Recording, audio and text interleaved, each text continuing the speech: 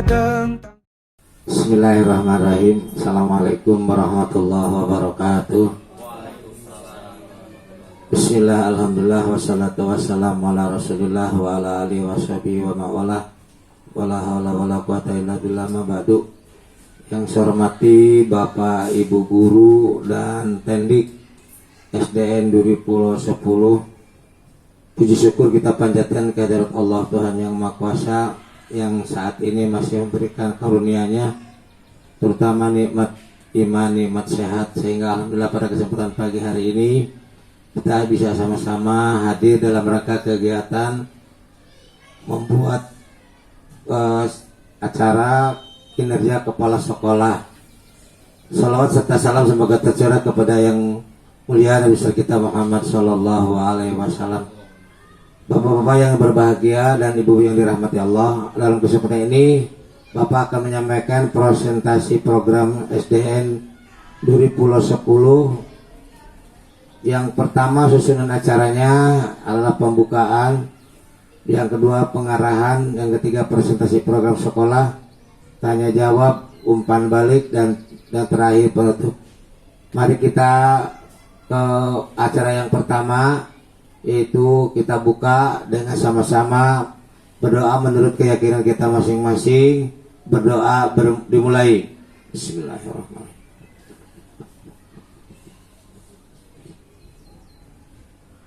Selesai. Terima kasih. Pertama, Bapak akan sampaikan mengenai kinerja dalam profil SDN Duri Pulau 10. Sekolah kita, sekolah SD Duri Pulau 10 ini adalah sekolah negeri yang berdomisili di Jalan Setia Kawan 3 yang merupakan berdekatan berada di daerah pemerintahan daerah pusat Jakarta Pusat. Nah, kondisinya ini sekolah kita saat sebelum direnovasi atau berbuka seperti ini. Lanjut. Nah, ini rapot pendidikan sekolah kita tahun 2024. Hasil rapot pendidikan SDN Duri Pulau 10 untuk kemampuan numerasi memperoleh capaian sedang dengan skor 6,67, naik 10 poin dari capaian tahun 2023. Berdasarkan hal tersebut, maka yang menjadi fokus peningkatan program SD Duri Pulau 10 adalah mengenai literasi sekolah. Jadi kita masih kurang literasinya ya. Untuk itu mungkin di tahun 2024 ini perlu ditingkatkan. Lanjut. Dan program pengembangan sekolah. Program pengembangan sekolah terdiri dari program jangka pendek, jangka menengah, dan jangka program panjang.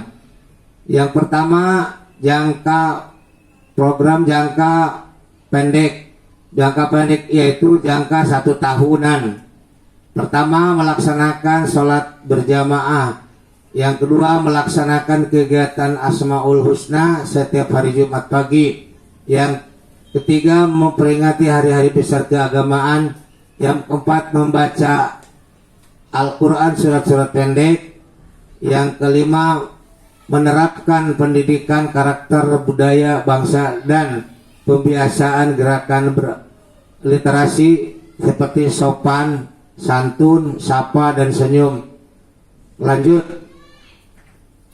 Program yang kedua yaitu program jangka menengah. Jangka menengah ini banyak sekali, tapi tidak saya sebutkan semua.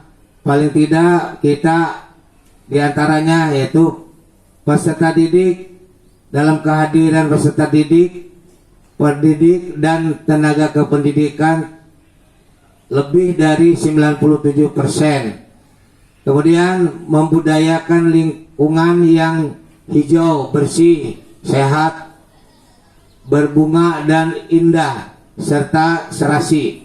Kemudian mencapai nilai rata-rata 7,00 untuk setiap peserta didik dalam mengikuti pembelajarannya. Lanjut. Program pengembangan sekolah yang berikutnya yaitu program jangka panjang.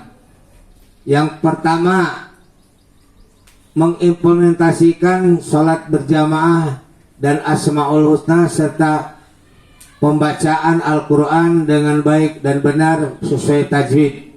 Yang kedua, persentase kehadiran peserta didik, tenaga kependidikan, pendidik lebih dari 97%. Membudayakan lingkungan yang hijau, bersih, sehat, berbunga dan indah. Kemudian mencapai nilai rata-rata 7,00 setiap peserta didik.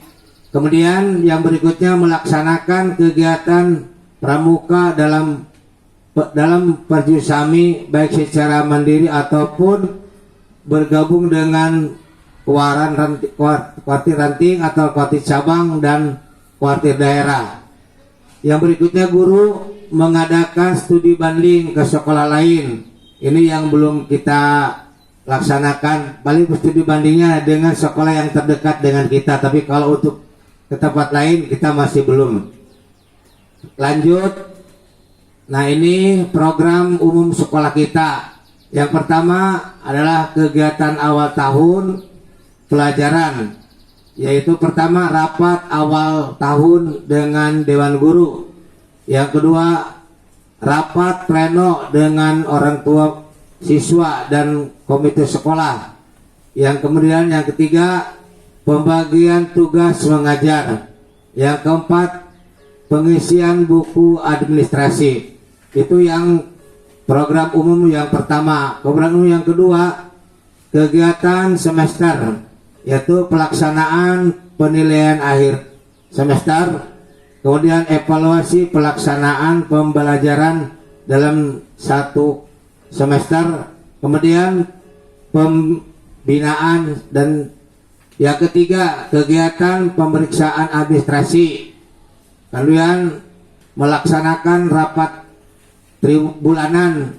Yang berikutnya evaluasi kegiatan yang telah dilaksanakan.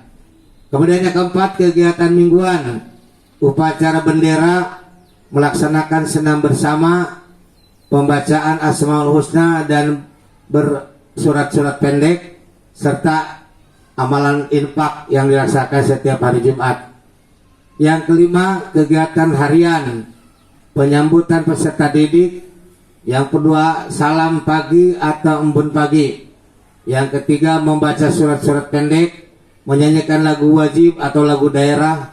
Yang berikutnya, gerakan pungut sampah, literasi dan numerasi. Yang terakhir, kegiatan tahunan, yaitu upacara Hari Besar Nasional, kegiatan keagamaan atau kegiatan nasional, bakti sosial Ramadan, bulan bahasa, santunan anak yatim, dan peringatan Hari Kemerdekaan Republik Indonesia. Lanjut, program peningkatan mutu. Program peningkatan mutu ada 4, yaitu dalam rangka meningkatkan sumber daya manusia. Yang pertama, pengembangan diri, yaitu mengikuti pelatihan, workshop atau seminar di bidang pendidikan. Yang kedua, program belajar pemerintah, mengikuti program belajar atau pendidikan dari pemerintah daerah ataupun pemerintah pusat, seperti guru, penggerak, dan PPG. Yang ketiga, kelompok kerja guru, yaitu melaksanakan kegiatan KKG secara intensif. Dan yang terakhir, studi banding, tadi sudah disampaikan. Terima kasih. Lanjut.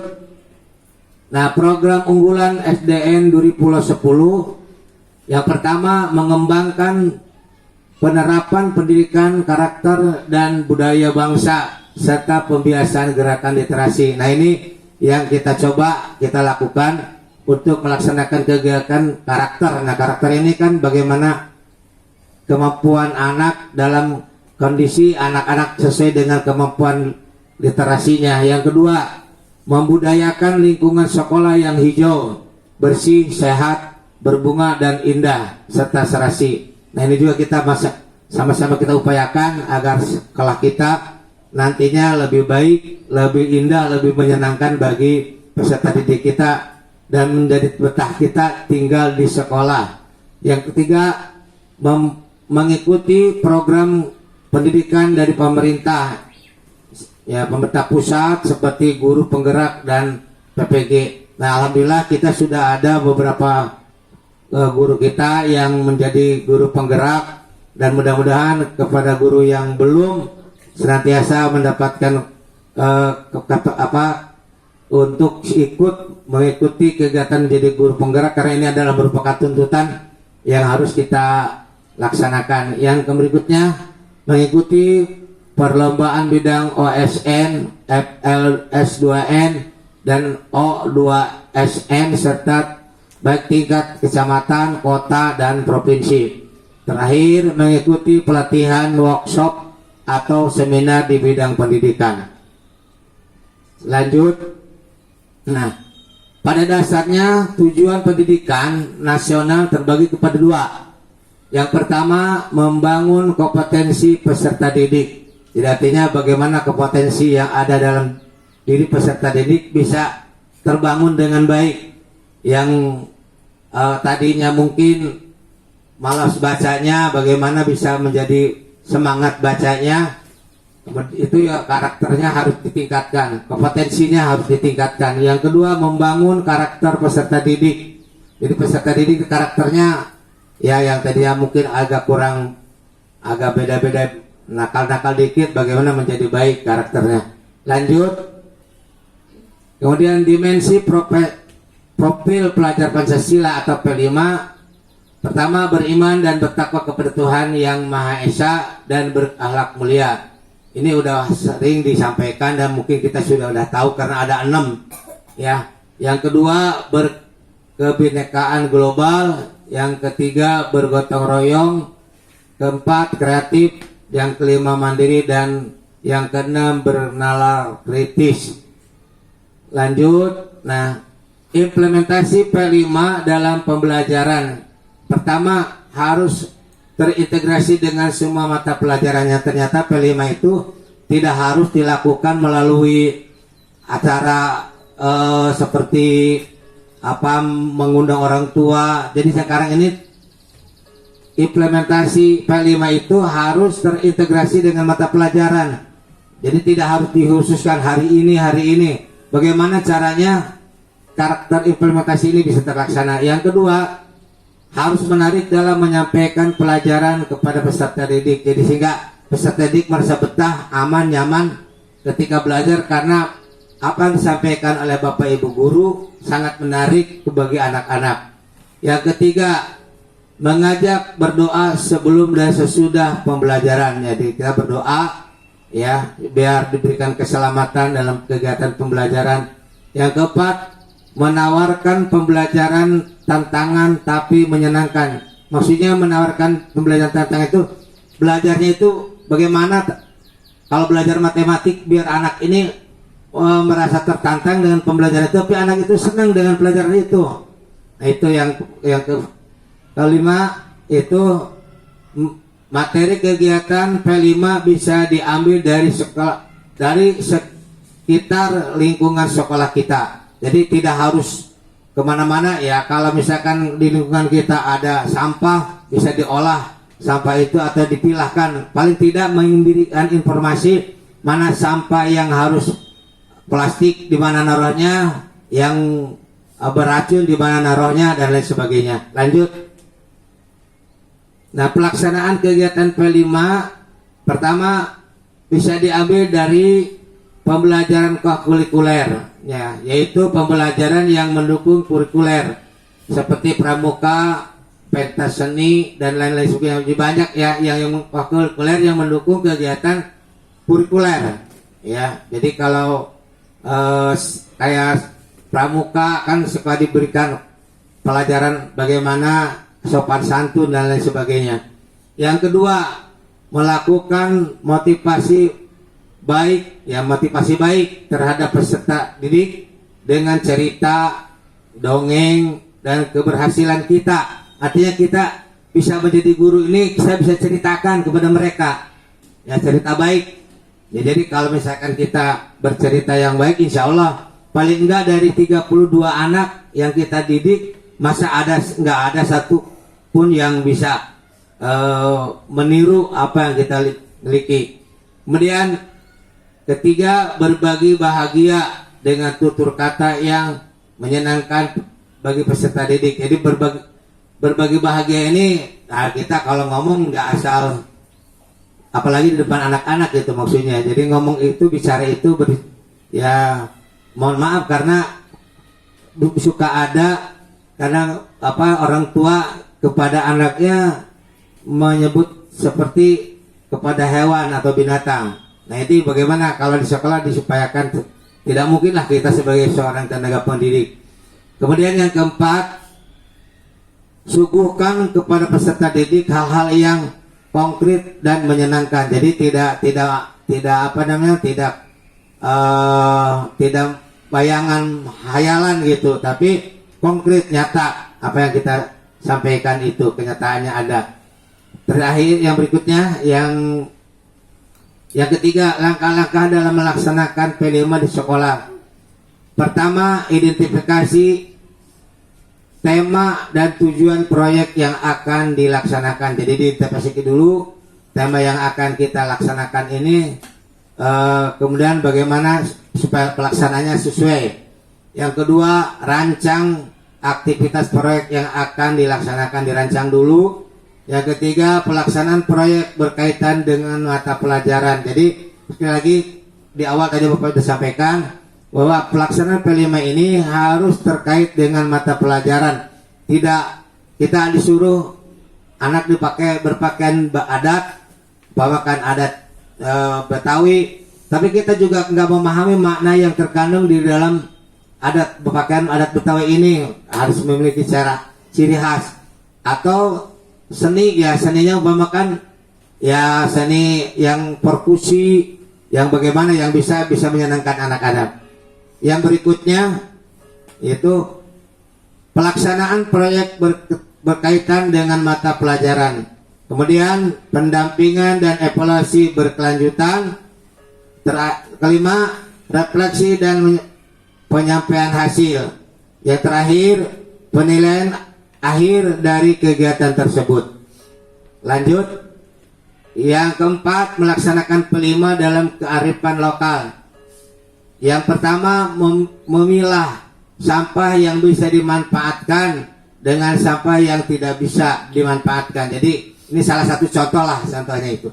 Yang kedua, mengenalkan permainan tradisional kepada peserta didik. Ya barangkali ada permainan tradisional seperti calung atau angklung atau lainnya. Ya itu kan bisa, araganya bisa dalam bentuk PowerPoint dan lain sebagainya. Yang selanjutnya, penjelajahan dan dokumentasi budaya lokal secara sederhana. Penjelajahan ini maksudnya kita mencari informasi baik YouTube atau lainnya ya tentang budaya lokal yang bisa dilaksanakan. Kemudian yang keempat, pementasan seni, ya seni tari, seni daerah atau alat seni dan pentas seni musik tradisional. Ya jadi alat seni berkait dengan pentas seni beda. Kalau alat seni pun alatnya, pentasnya yang bagaimana. Dan terakhir yang kelima, mengenalkan khas makanan daerah. Ya masing-masing daerah punya ciri khas tersendiri. Ya mungkin ini sudah banyak kita tahu. Lanjut, terakhir terima kasih atas kehadiran Bapak dan Ibu dalam paparan kami pada kesempatan ini. Mudah-mudahan apa yang saya sampaikan bisa ada guna dan manfaatnya. Mungkin itu saja yang bisa saya sampaikan. Terima kasih. Mohon maaf. Assalamualaikum warahmatullahi wabarakatuh.